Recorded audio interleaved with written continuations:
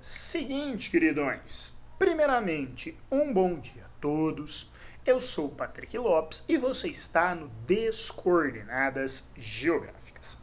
Seguinte, o assunto de hoje é um que com certeza aí vocês já ouviram falar, mas talvez não haviam se aprofundado tanto ainda nele, que é a chamada Nova Rota da Seda.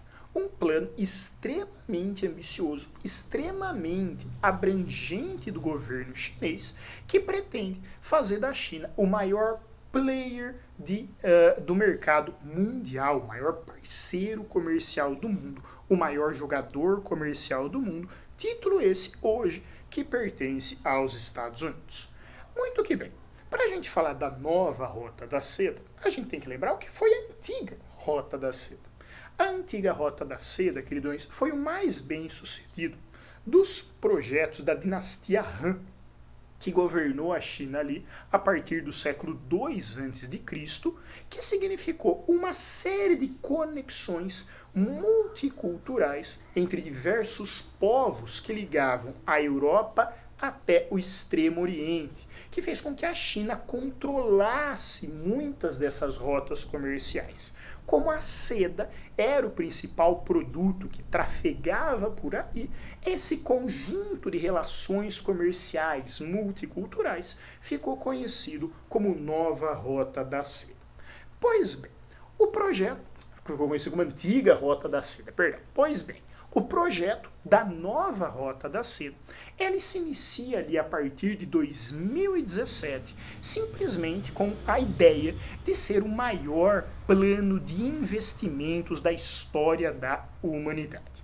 O plano vai investir cerca de 5 trilhões de dólares em 65 países que agregam 63% da população global.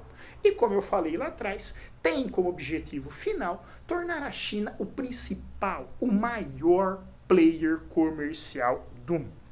Esse plano, por mais ousado que possa parecer, ele não é necessariamente novo.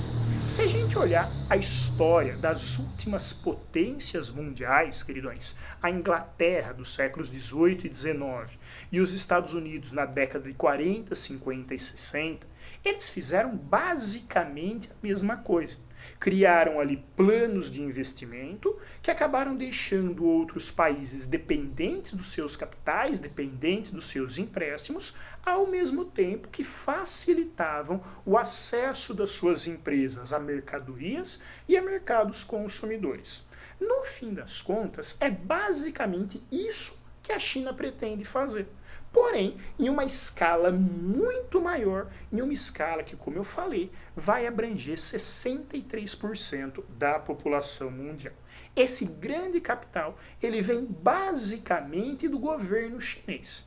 Mas além do governo chinês, nós temos ali 47 corporações, também da China, envolvidos nisso, alguns tocando alguns projetos em particular, outros simplesmente contribuindo para o fundo da nova Rota da Seda, né, On Belt, On Road, um cinturão, uma rota, e também do Banco de Desenvolvimento da China. É como se fosse uma espécie de BNDES aqui do Brasil, só que no caso da China, ele vem suprindo ali, ele vem tomando, na verdade, o lugar do Banco Mundial e também do BIRD para ceder dinheiro para a infraestrutura de países com dificuldades de pagamento. Sobretudo países da Ásia Central, sobretudo países da África, que é ali, nessas duas regiões, onde está o principal foco de investimento na China. Construção de túneis no Uzbequistão, construção de ferrovias no Cazaquistão, a construção de uma base militar lá no Djibouti para controlar ou para tentar o controle do Mar Vermelho, o apoio ali à Malásia e também a Singapura para controlar o Estreito de Malaca. Então, a China ela vai espalhando seus tentáculos através dessas grandes obras para tentar trazer mais países para a sua área de influência. Fala, professor, e aqui no Brasil, e aqui na América Latina, onde é que aparecem essas obras aí da nova Rota da Seda? Essas obras, queridões, elas têm dois grandes pontos aqui na América Latina. Um era a construção do Canal da Nicarágua, que seria um concorrente do Canal do Panamá, maior, mais moderno, por onde as embarcações chinesas passariam sem passar pelo crivo e pelos gastos, pelo pedágio, bem dizendo que elas teriam que pagar no Canal do Panamá.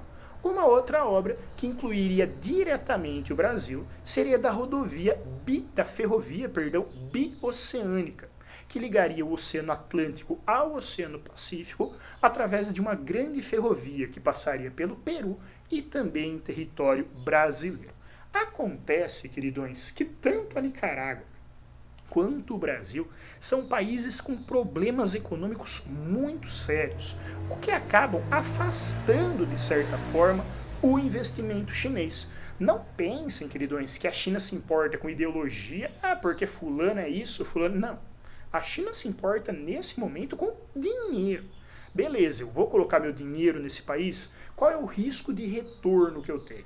No momento, para investir no Peru, para investir no Brasil, esse retorno ele é frágil, além dele ser relativamente baixo. Então é por isso que no momento a América do Sul e também a América Latina como um todo, elas estão meio afastadas dessa nova rota da seda. Ao contrário do que ocorre com a Eurásia, a China projeta uma grande ferrovia até Londres, por exemplo, que passaria ali pela França, pela Bélgica, pela Alemanha, pela Polônia, pela Bielorrússia, pela Rússia e pelo Cazaquistão, até chegar em território chinês, como ela também planeja grandes gasodutos que conseguiria, pela primeira vez na história, fazer com que Rússia e Irã, Rússia e Oriente Médio, falassem a mesma língua para criar uma grande rede global, pelo menos euroasiática, de exploração e de exportação desses recursos minerais.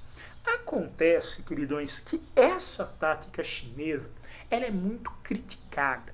Por quê? Porque os principais detratores dessa tática da China, eles vão usar ali como pontos contra a ampliação enorme da influência chinesa na região da África. O que já acontece, por exemplo, em Angola, o que já acontece em Moçambique. Vocês já devem ter lido o plano da China de transformar Moçambique no novo Mato Grosso, plantando soja em Moçambique e diminuindo pela metade os custos em soja brasileira para a soja moçambicana para chegar até a China.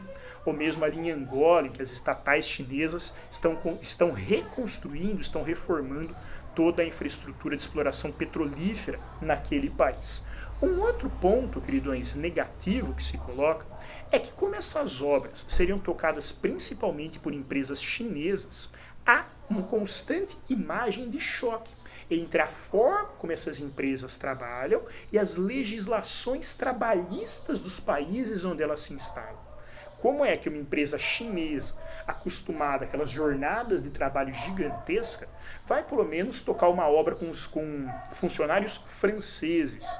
A França que tem uma legislação trabalhista realmente restritiva, ou da Alemanha, em que os trabalhadores, com toda razão, com todo direito, têm muitos direitos.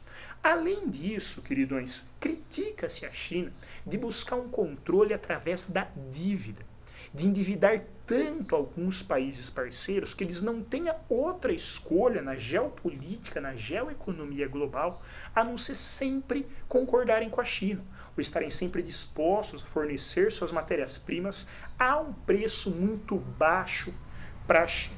Você tem também aí um quesito de relação diplomática, que é a China expandindo a sua influência para dois países que, se não são diretamente os seus parceiros, também não são seus inimigos, que é o caso da Rússia e é o caso da Índia, principalmente. Com a Rússia, parece que o diálogo chinês ele está mais afinado, o governo Putin, o governo Jinping, eles estão mais próximos em questão de diálogo, em questão ali de comprar dívidas uns dos outros, ao contrário da conversa entre os governos chineses e indiano. Tanto é que a Índia, de última hora, agora resolveu pular fora do RCEP, que é um dos grandes expoentes também, esse mega bloco econômico que a China está tocando ali no Pacífico, que exclui os Estados Unidos da negociação, exclui a Europa, mas não os deixa de fora, pelo menos do ponto de vista comercial. Falei, professor, mas tem coisas boas que a gente pode esperar dessa nova rota da seda, queridões? Tem. Uma delas é um grande desenvolvimento estrutural em países que até então eram considerados países excluídos do mundo capitalista, como Etiópia, como Eritreia, como Quênia, como a Tanzânia, como a Botsuana. São países com grande presença de investimento chinês, onde esse investimento em meios técnicos talvez consiga trazer algum desenvolvimento para essas economias e tentar melhorar ali a condição de vida dessas populações. Consequentemente, isso leva à abertura de novos mercados, o estabelecimento de novas zonas de livre comércio, o que faz com que a China se propague como uma grande difusora do capitalismo. Esse capitalismo de blocos, esse capitalismo informacional financeiro, ele está tendo na China hoje o seu grande expansionista.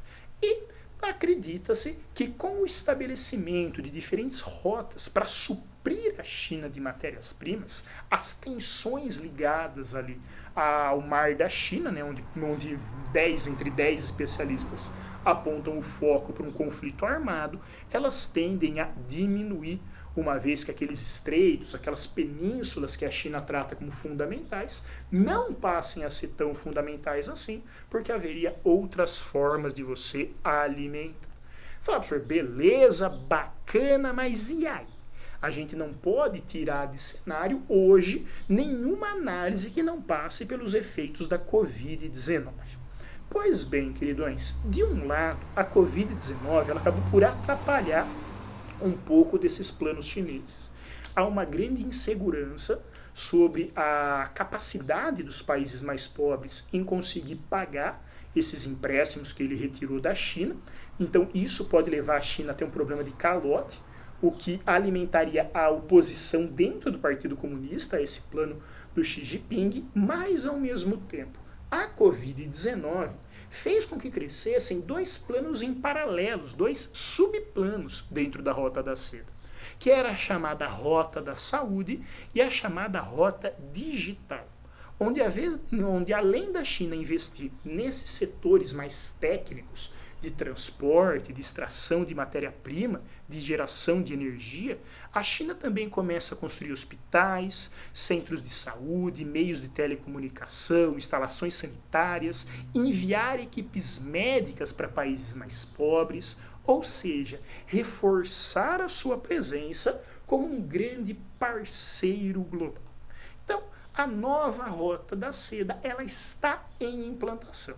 Os resultados finais dela a gente só consegue ver a partir de 2049, quando, sem se cumprindo o planejamento chinês, ela estará completa. Mas no momento já se observa o crescimento da presença chinesa em diversas áreas, sobretudo nos países da Ásia Central e nos países da África, como eu falei para vocês.